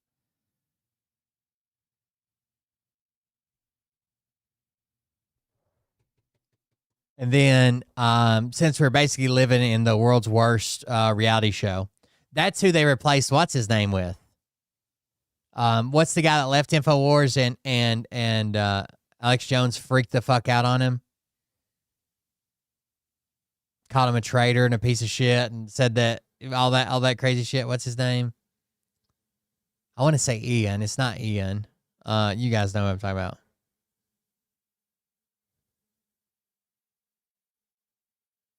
Anyways, we're living in the world's worst reality show. Here's a season recap, okay? Here's America season recap. Everything you need to know. Owen Benjamin, thank you. Finale of America, The Young and the Feckless. So strap in. So when we left off, Stephen Miller and Katie Miller had formed a throuple with Elon. Doesn't look like Owen Schroyer. Why did I say Benjamin? Who's Owen Benjamin? I might have made that up. Everything you need to know going into the mid-season finale of America, The Young and the Feckless.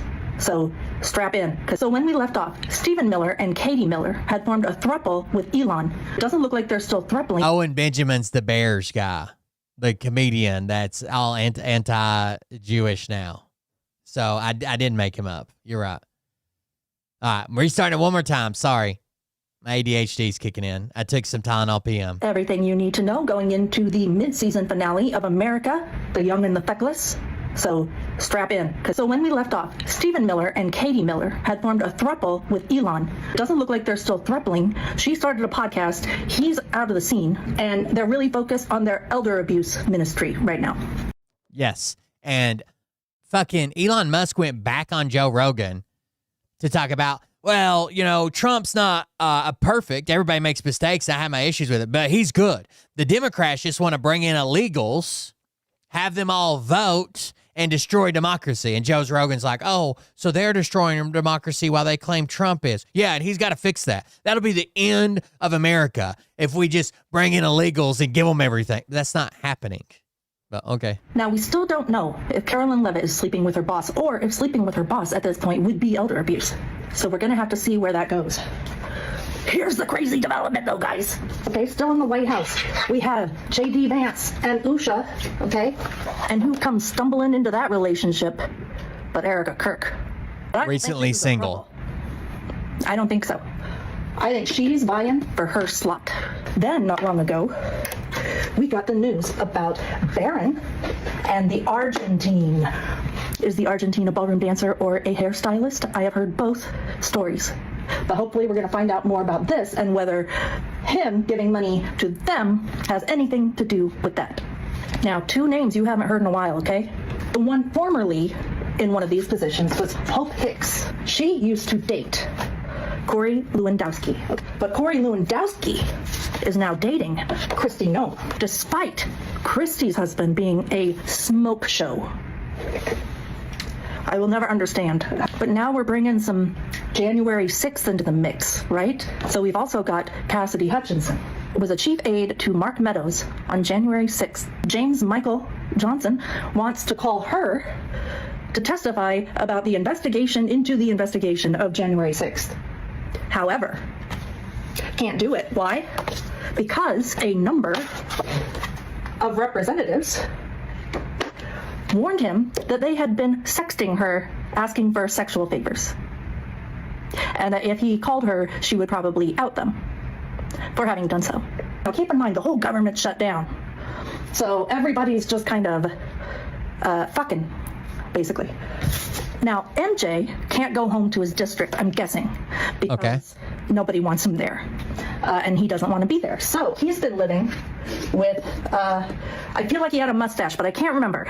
So I'm just calling him Mustachio Preacherman, was Mike Johnson's roommate here in D.C. However, we know that at least Mike Johnson and Marco Rubio, the two short ones, they moved in to some kind of army temporary housing because they're afraid that because of the shutdown, somebody might hurt them. And since they're both very short, they have to go where there are big, tall men who can protect them, okay? And I don't know if Mustachio Preacherman is, I don't know if he took him with. Did he take him with? I don't know, because there was also Steve Berger. I saw an aide walking with him with a look on his face that you don't have at that age unless you are fucking the principal, baby, okay? So maybe this guy, was it this guy? Is he going as well? He's got a whole little constellation. He is pulling so much tail. Mikey's pulling tail. Okay, so here's what we have two wild cards. George Santos just released from prison based on, we don't know, do we? They basically came out and said, if you'll do everything and bow to Trump and blah, blah, blah, we'll give you we know, right? These are done for favors and donations and shit like that. And he was a piece of shit before he went in. We don't know, but he's out here now. He's out here and he can cause all the chaos he wants. Now, because of the whole shutdown, Marjorie Taylor fucking Greene comes along and says, Americans, we gotta stop paying our taxes because, quote, the government rapes you every day. In the meantime, there's a subplot brewing because Prince Andrew is now Andrew Mountbatten Windsor, having been stripped of his royal styles and titles and whatnot because of the Epstein files. We know these are going to come back into the mix, but how? Holy shit. Everything you need to know going into the mid-season finale of Getting pretty wild, huh? And then we had this come out. You guys probably know who this is. Hold on.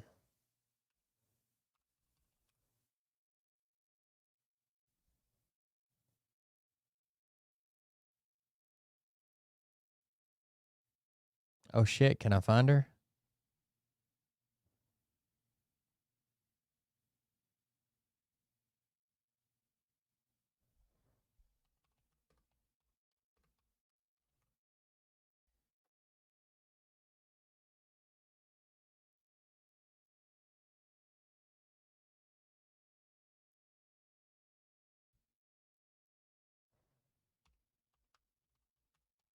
You guys remember who Brittany Venti is?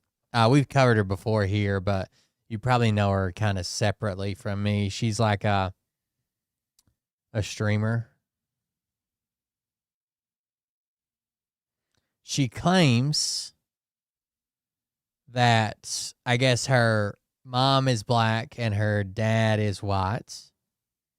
She claims her own saying is that she is mulatto.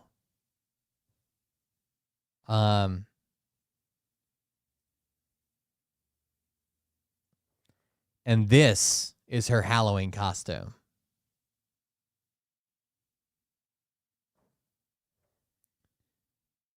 It says, when that EBT hits.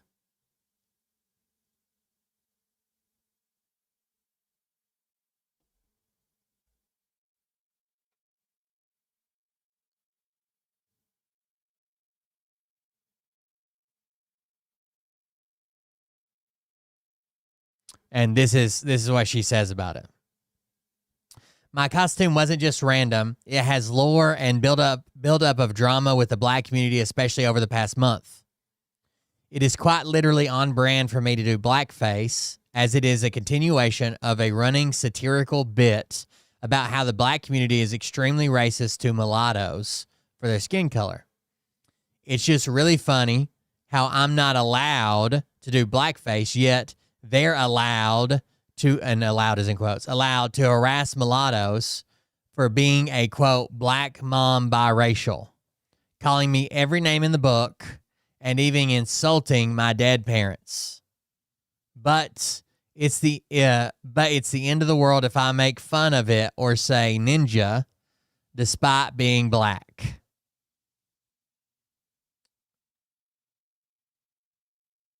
You think if that was a message she was trying to get across, why did she do the when the EBT hits?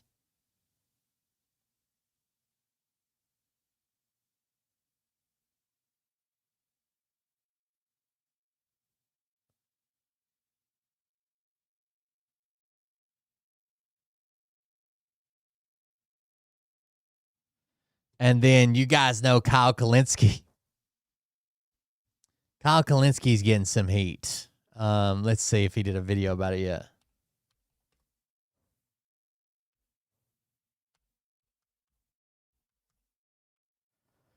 Kyle Kalinski's getting some heat for a meme that he shared of fake grieving widow grifter costume. Includes fake teardrops, skin-tight black leather morning pants. Adult size costume, one size fits most. Right, you can't buy, pre-made food with EBT. So that's Kyle Kalinske. And then you guys know Kyle Kalinske. Kyle Kalinske is getting some heat for a meme that he shared of fake grieving widow grifter costume. Includes fake teardrops, skin-tight black leather morning pants. Adult size costume, one size fits most. Right, you can't buy pre-made food with EBT. So that's Kyle Kalinske. It is funny. I will give it that. I don't know if he's done a video about it or not. Secular Talk.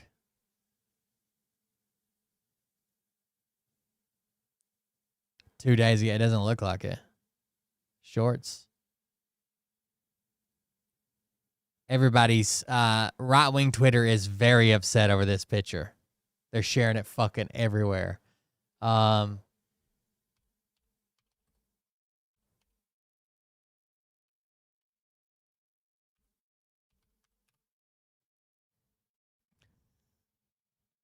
It doesn't seem like he's addressed it anywhere. Secular Talk with Kyle Kalinske. I'm sure he'll have to address it sooner or later. I just want to see if I can find it. I'll look at the comments on it unless he deleted it. The ultimate tell here is Erica Kirk dressing up like a leather couch. For I was hungry and you gave me food. I was thirsty and you gave me drink, a stranger, and you welcomed me in.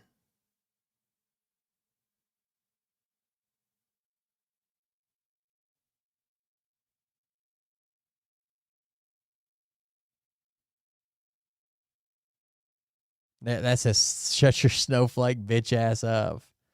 Damn.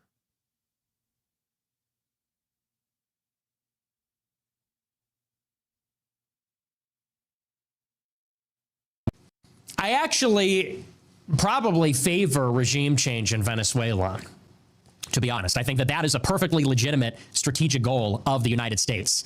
There we go, neocon. All the time about Israel and the war over there, and those are wars that don't benefit the United States. I actually think it would be beneficial if we had a pro-American regime in Venezuela. Probably would be good for us because of the resources they have. I see where I think he was responding to people about it, but I don't see the original post. Deeply closeted, self-loathing homosexual. That's a Mike Johnson costume. That one's pretty funny.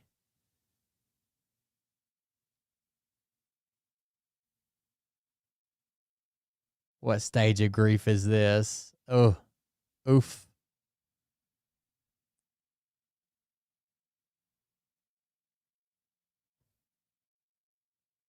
All right, guys. You gotta look at this one quick, okay? You gotta stay focused. Are you ready? Are you ready? Zoom in. Think fast. Here it comes. Oh, there it is right there. There's the post. He posted it with no comment. The Quartering says, we will remember this. So-called dark humor enjoyers when the joke is about Charlie Kirk and not minorities or women. When you've been dead 6 weeks and the vice president is fucking your wife. Ooh. Charlie Kirk in hell watching Erica get passed around the GOP. Your hate cannot change the course. Legends never die. Well, it looked like he died.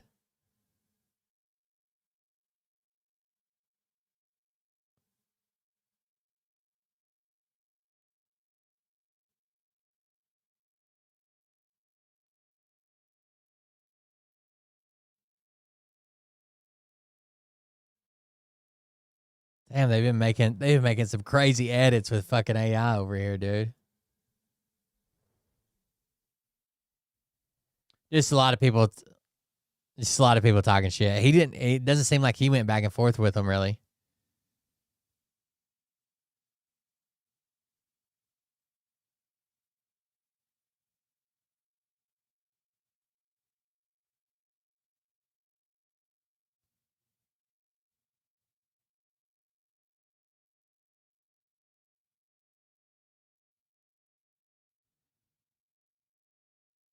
It looks like Kyle didn't make the meme. He shared it from somebody else that made it, I guess. But still.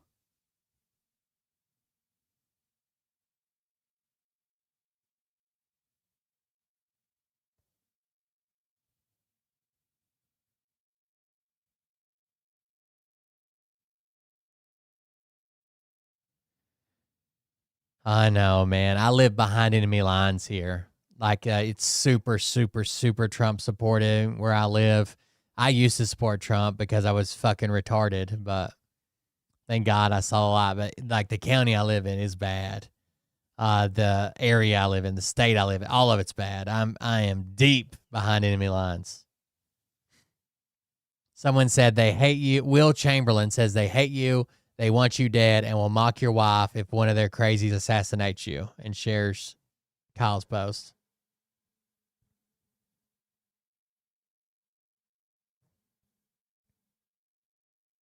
Getting some heat, I suppose. Oh.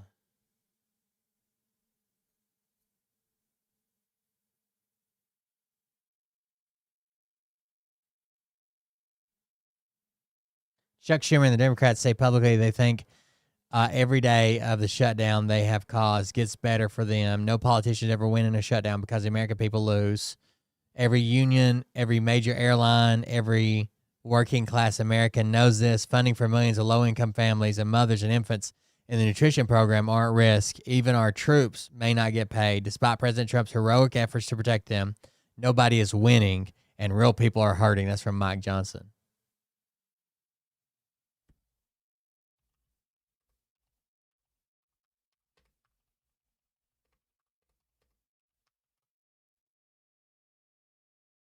I wanted to see if anything had updated with the judge ordering the Trump administration to pay out the SNAP benefits. It doesn't look that way, but it'll take time to process, I guess. Left-wing podcaster sparks outrage with meme depicting Erica Kirk as a grieving widow grifter. Ooh. So it made the New York Post. Maybe this is how you get attention. Popular left-wing podcasters being denounced on social media for posting an internet meme that depicts slain conservative activist Charlie Kirk's wife as a fake grieving widow grifter. Kyle Kalinske, the host of the show Secular Talk podcast, who boasts 500,000 followers on X, was widely condemned on Saturday after he posted the image of the fake Spirit Halloween costume package with the nasty message and a photostop image of Erica Kirk. The nasty image is a play on the popular internet meme showing bogus packaging from the holiday pop-up chain that appears to be the real thing, as it includes the famed orange background and description of the contents inside the packaging. Yeah, it's funny. It's a meme. It's often used to mock public figures or current events. Fake teardrops that cause the eyeliner to drip all the way down to her torso.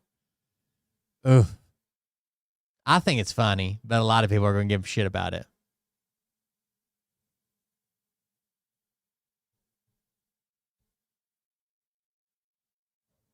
All right, guys, I guess that's it. I don't know. What do you all think? Y'all got something? I doubt it. You never have anything. Don't tell me. I hate watching the NFL's new kickoff rule. It's ridiculous. Takes the pageantry and glamour away from the game and does nothing for safety. Actually, it's really good for returns. And does nothing for safety. It makes it more exciting. They should change back to what it used to be. Hopefully, college football will never make this ridiculous change. In the meantime, I'm getting ready to watch President Donald J. Trump, me, on 60 Minutes. By the way, the last thing I want to say before we leave is that Donald Trump did a 73-minute interview for 60 Minutes. They cut that down to like 20-some minutes worth of interview. Isn't that the thing that he freaked out about because they used two separate clips for Kamala Harris, one for the morning show and one for 60 Minutes, and sued them for millions of dollars? Is that not the same thing?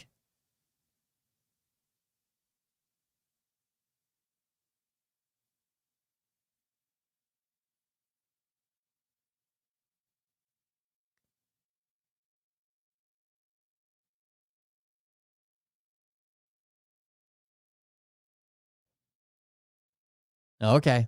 Thank you guys for joining us. Thank you for being here. Support the show at buymeacoffee.com/coldbeer if you would like to. That's how I pay the bills around here. Buymeacoffee.com/coldbeer. I'll be back on the next one. Have a good night. Thank you for joining us. We'll see you guys later.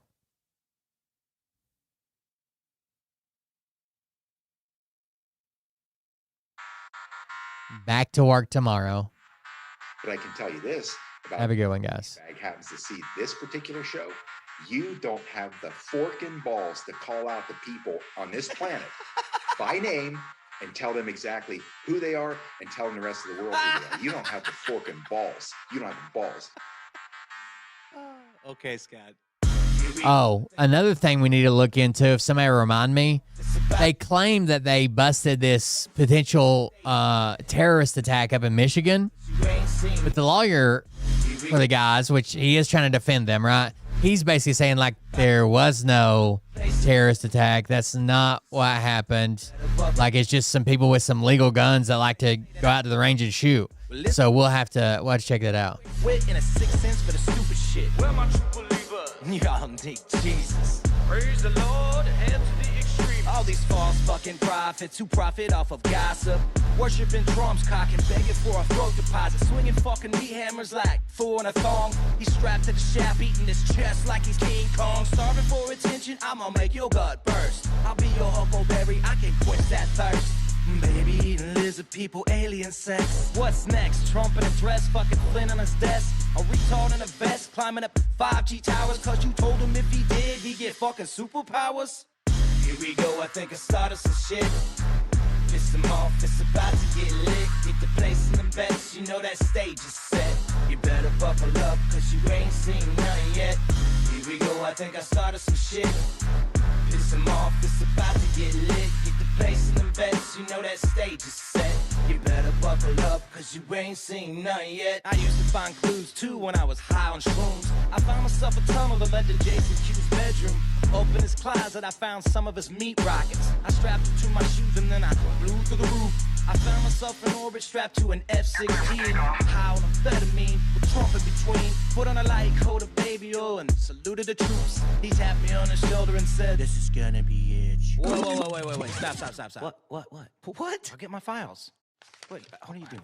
Stop. Hold on. Fucking stop. Dude, come on. Seriously. This is my mom's an alcoholic. Oh, give me a... Oh, my God. Damn it. Here we go. I think I started some shit. Good night, guys. About to get lit.